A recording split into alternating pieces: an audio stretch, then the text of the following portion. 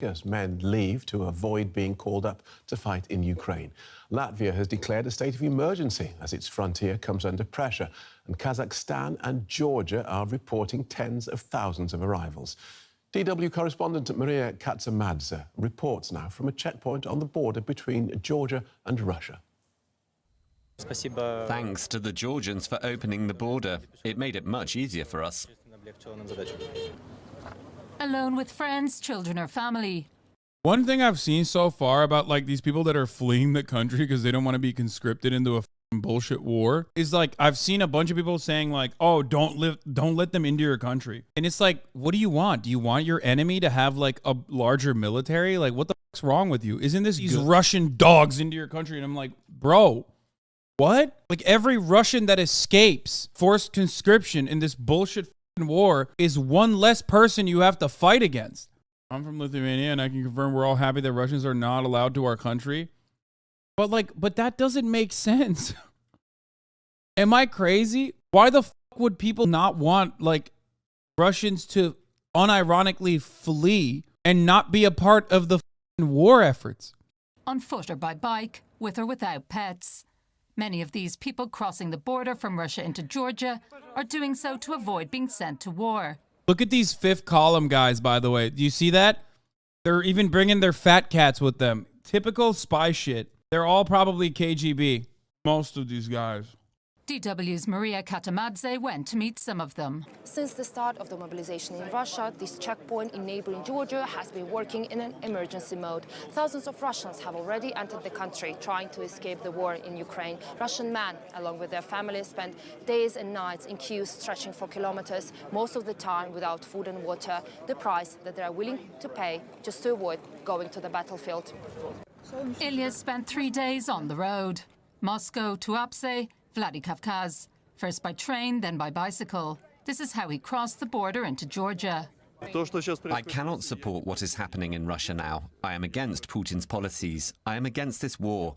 I think it makes absolutely no sense. I was actually supposed to go to Japan for a permanent residency in 6 months, but I decided that if everything closes down, there won't be any Japan.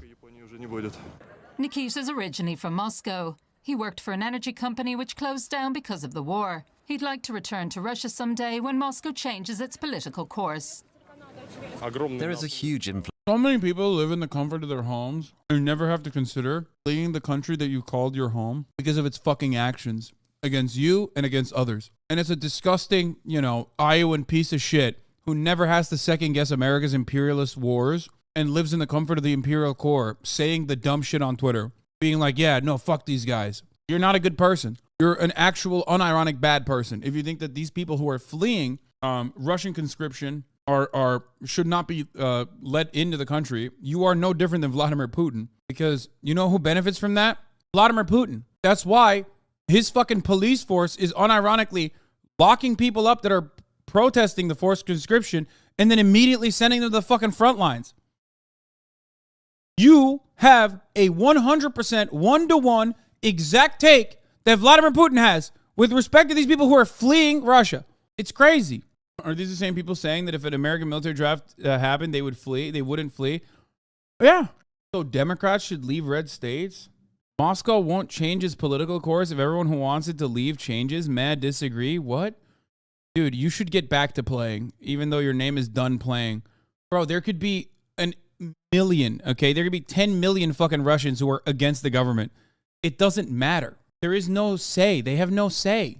I literally hate these fucking American keyboard warriors who are like, man, I'm built differently. Yeah? Did you blow up an American forward operating base recently? Are you anti-imperialist? Are you fighting against American imperialism? Do you have some issues with that? What have you done to undermine American empire? Nothing. Shut the fuck up. These people are braver than you, okay? Braver than you ever will be. Influx of cars, a huge influx of people, but I understand the customs officers have figured out how to deal with this situation and have started to organize traffic. And what is interesting is people are also organizing themselves. George is on his way from Krasnodar to visit relatives in Georgia. He tells DW the border guards don't let everyone through. He took my passport and checked to see if I was being drafted. That was it. Those who are being mobilized, they just turn them around, just like that. There have been cases like this. The Georgian Interior Ministry has already announced it does not intend to close the border with Russia.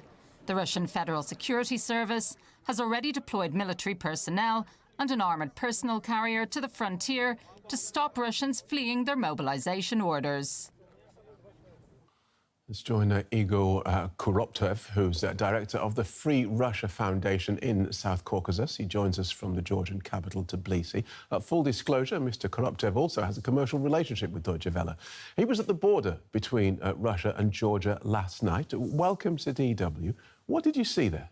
Good evening. Yeah, of course, my organization Foundation, first of all, we assist Russian political exile, but now we're closely monitoring what's going on the border because it affects security of Georgia and situation in Russia as well. When I was on the border, I saw lots of people coming. It's thousands, and people use bicycles. They use any means to cross the border. Yesterday, Georgian government border police allowed people to cross the border by foot. So many people just leave their cars far away and go by foot to cross the border and to leave Russia as soon as possible, not to go and die or kill someone in Ukraine.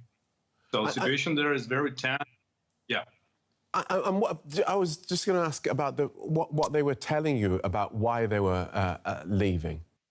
I would say that mostly, there are various groups, but mostly people are leaving because they actually never supported this war, and now there is a time to leave the country as soon as possible. They Working will never, Press, thank you for the don't want to ever 25 become a part of or this 10 gifted criminal subs. acts in Ukraine. Coffee Dave, thank you for the 5. Some people, of course, they were silent, but just they don't want to die. And some people who even supported the war, but now after this Putin's step to announce mobilization, they decided not to go because they also just don't want to go and die there without any preparation. But mostly, again, majority is the people who oppose the war all the time from the very beginning. And so we have Georgia. Die with in a case of conflict with Turkey, burger or kebab.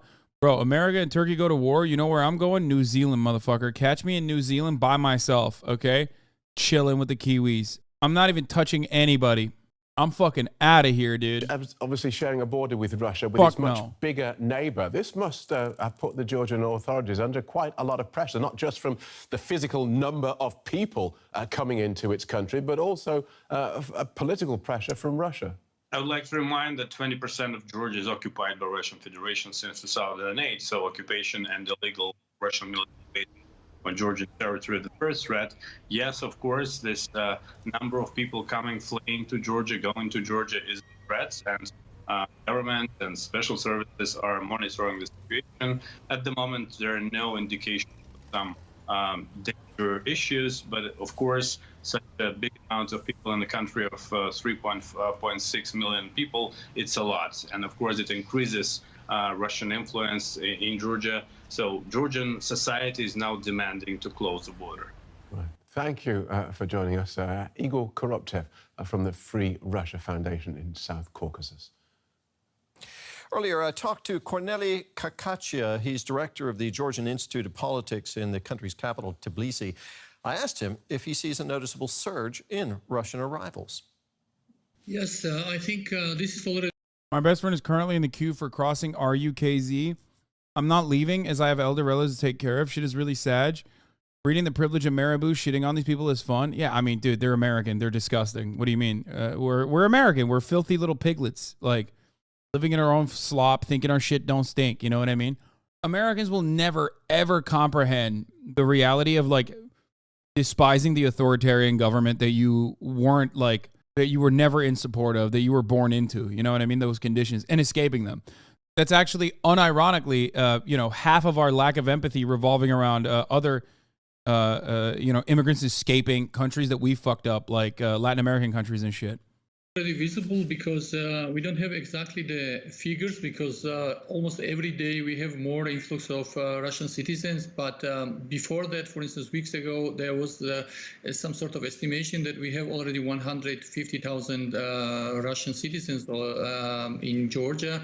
And that's a huge number if you consider that Georgia is a small country. It just has a population 3.5 million. And also, you know, like because we have a visa-free regime with Russia, basically state authorities not really able to control who is actually entering to Georgia from the Russian-Georgia border. Given Georgia's own difficulties, fending off a lot of those Americans also don't understand that, like, Russians still have access to the internet and they can read their fucking words. And they unironically are reinforcing the same narrative that Vladimir Putin wants reinforced, which is that if you're Russian, you're alone. If you're Russian, the only person that will look after you is your other fellow Russians. The entire world is against us, with maybe the exception of China and some other countries. The entirety of the Western world is against us. They hate you. Look what they're doing. They don't even need to, like, make fucking psyops.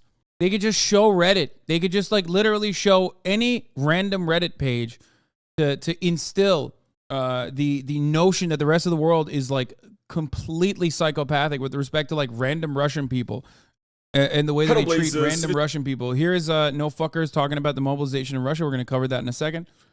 It's just so insane. I don't know. Russian military. Actually, let's just move on. Let's watch that. Woman. Stop!